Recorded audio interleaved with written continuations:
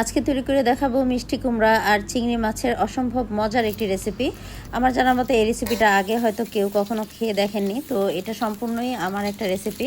তো প্রথমে কড়াইতে আমি তেল দিয়ে দিলাম, তেলটা ভালোভাবে গরম করে নিয়ে এখানে আমি রসুন কুচি দিয়ে দিয়েছি, তারপর দিয়ে দিলাম পেঁয়াজ কুচি। এখন এই পেঁয়াজ রসুন কুচিগুলোকে ভালোভাবে তেলের মধ্যে একটু নাড়াচাড়া করে কিছুক্ষণ ভেজে নিচ্ছি। একটু সময় নিয়ে ভালোভাবে আমি ভেজে নিচ্ছি যেন পুড়ে না যায়। তো চুলার আঁচটা মিডিয়াম থেকে মিডিয়াম লোতে রেখে আমি পেঁয়াজ রসুনগুলোকে ভেজে নিয়েছি।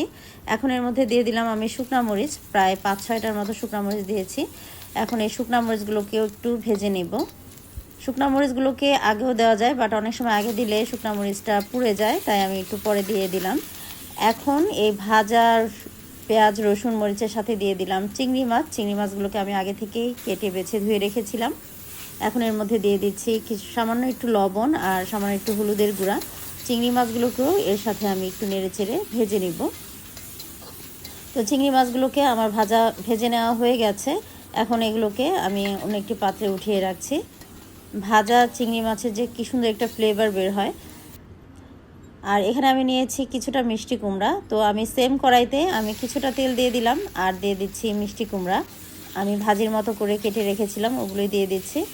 এখন তেলের মধ্যে এই মিষ্টি কুমড়া ভাজিগুলোকে নাড়াচাড়া করে ভেজে নিতে হবে। আমি সামান্য একটু লবণও দিয়ে দিয়েছি। তো চুলার আঁচটা মিডিয়াম থেকে মিডিয়াম লোতে রেখে আমি কিন্তু মিষ্টি কুমড়াগুলোকে ভেজে নিচ্ছি। আর এখানে যেহেতু আমি পানি ব্যবহার করিনি, তাই আমি বারবার ঢাকনা দিয়ে দিয়ে মিষ্টি কুমড়াগুলোকে একটু ভেজে নিচ্ছি। এখন এর মধ্যে আমি দিয়ে দিচ্ছি প্রায় হাফ চা চামচের মতো ভিনেগার আর হাফ চা চামচের মতো দিয়ে দিচ্ছি চিনি। এই ভিনেগার আর চিনিটা দিলে মিষ্টি কুমড়ার ফ্লেভারটা খুব বেশি ভালো আসে। তো আমি আবার একটু ঢাকনা খুলে নাড়াচাড়া করে মিশিয়ে দিচ্ছি। এর মধ্যে মিষ্টি কুমড়াগুলো কিন্তু সিদ্ধ হয়ে গেছে। তো এগুলোকে এখন আমি নামিয়ে এর মধ্যে কিছুটা ধনিয়া পাতা কুচি দিয়ে দিলাম।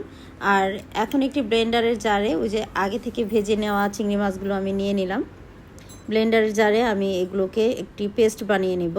আপনারা চাইলে পাটায়ও করে নিতে পারেন, বাট আমি ব্লেন্ডারে করে নিলাম। তো এই যে হয়ে গেছে, খুব স্মুথ একটা পেস্ট বানিয়ে নিলাম।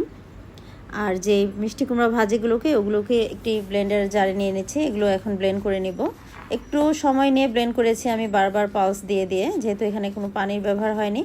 তো এখন চিংড়ি মাছের যে ভর্তাটা করে রেখেছিলাম আর মিষ্টি কুমড়ার ভর্তা, সব ভর্তা একসাথে একটু নাড়াচাড়া করে আমি মিশিয়ে নিচ্ছি। আর এর মধ্যে দিয়ে দিলাম সামান্য একটু কাঁচা সরিষার তেল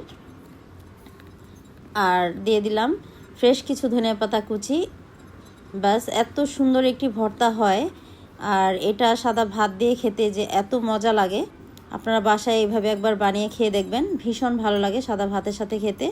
তো আশা করছি আজকের এই ভিন্ন রকম রেসিপিটা আপনাদের কাছে ভালো লেগেছে। ভালো লাগলে অবশ্যই একটি শেয়ার করে দেবেন। তো পরবর্তী ভিডিওর জন্য আবারও দেখা হবে ইনশাল্লাহ। সে পর্যন্ত সবাই ভালো থাকুন, সুস্থ থাকুন। আল্লাহ হাফেজ।